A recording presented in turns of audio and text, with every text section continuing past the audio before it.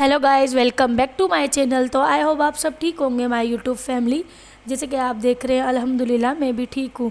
आज मैंने अपना व्लॉग स्टार्ट किया है दोपहर के लंच में। तो दोपहर के लंच में कुछ समझ में नहीं था आ रहा क्या पकाएं, तो मैंने कहा चलो ठीक है आज पकाते हैं पालक गोश्त। तो पालक गोश्त अल्हम्दुलिल्लाह मेरे बाबा यहाँ पर सब्ज़ी लेकर आ चुके थे। फिर यहाँ पर सब्ज़ी अल्हम्दुलिल्लाह मैंने कट कर ली थी।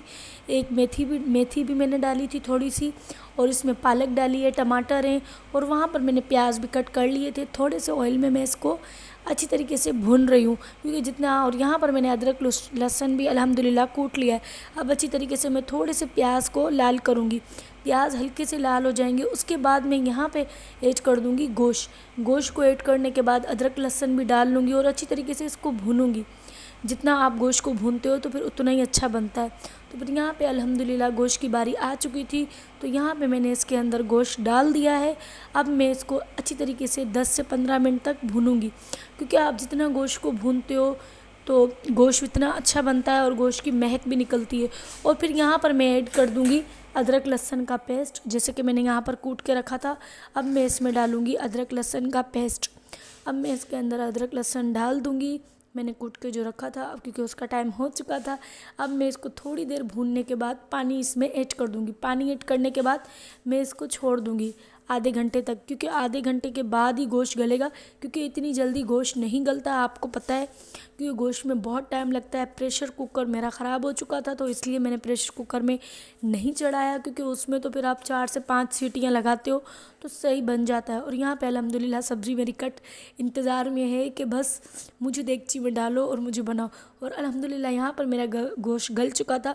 थोड़ी सी मैंने हल्दी डाल दी थी, थोड़ी सी मैंने लाल मिर्ची भी इसमें ऐड कर दी। वो क्लिप मैंने इसलिए रिकॉर्ड नहीं किया, मेरे मोबाइल की बैटरी लो हो चुकी थी। और यहाँ पर मैंने अल्हम्दुलिल्लाह मैंने आटा भी गूँध लिया था, क्योंकि मैंने कहा जल्दी जल्दी पकाऊँ, क्योंकि फिर पालक में थोड़ा टाइम लगता है।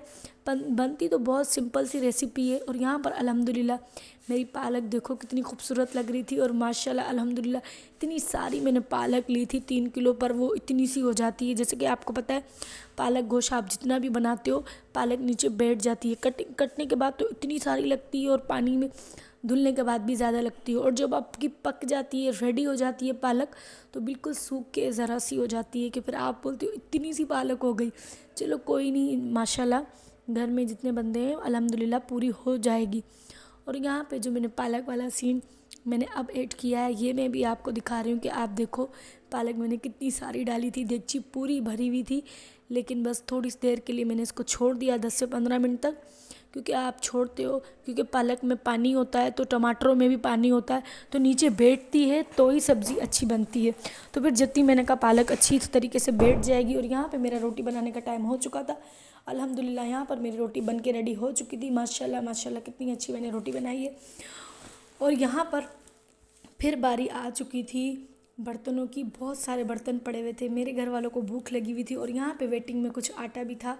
तो मैंने कहा चलो जल्दी जल्दी करके रोटी बनाई जाए। और बर्तन मेरा इंतज़ार करते हैं बहुत बेसब्री से कि आओ और हमें जल्दी जल्दी धो।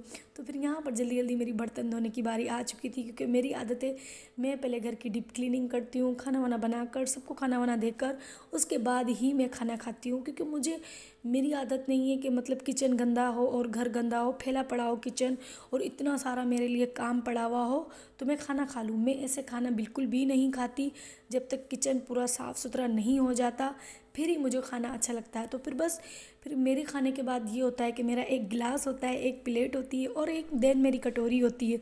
तो बस ये 1 मिनट में मैं धो लेती हूँ। तो फिर यहाँ पे अल्हम्दुलिल्लाह मुझे इतनी खुशी हो रही थी, मेरे बर्तन भी जल्दी जल्दी अल्हम्दुलिल्लाह मैंने वॉश कर लिए थे।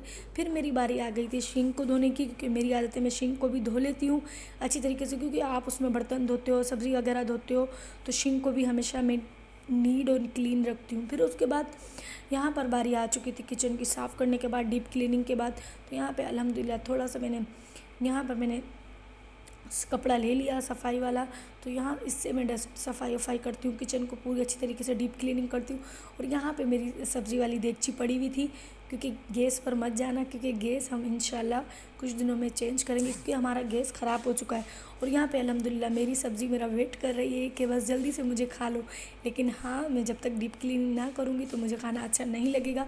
बस हर किसी की अपनी अपनी आदत होती है, तो बस पता नहीं मेरी शुरू से आदत इस तरीके से हो गई है कि मैं किचन की डीप क्लीनिंग करके, घर की सफाई करके मैं फिर खाती हूँ। सब घर वाले कहते हैं खाना ठंडा हो जाएगा, खा लो, लेकिन बस मेरी आदत ही ऐसे हो चुकी है। और यहाँ पे मेरा हॉटपॉट पड़ा हुआ था, इसमें अल्हम्दुलिल्लाह मैं रोटी बनाकर रख देती हूँ। माशाल्लाह अल्हम्दुलिल्लाह 5 घंटे, 3 घंटे, 4 घंटे तक रोटी अल्हम्दुलिल्लाह इस हॉटपॉट में गर्म रहती है। तो यहाँ पे मेरा किचन अल्हम्दुलिल्लाह कितना अच्छा लग रहा है माशाल्लाह डीप क्लीनिंग के बाद। तो आई होप आपको मेरा छोटा सा व्लॉग पसंद आया होगा। तो प्लीज़ मेरे चैनल को सब्सक्राइब करो, लाइक करो, शेयर करो। तो मिलते हैं नेक्स्ट वीडियो में, तब तक के लिए अल्लाह हाफ़िज़।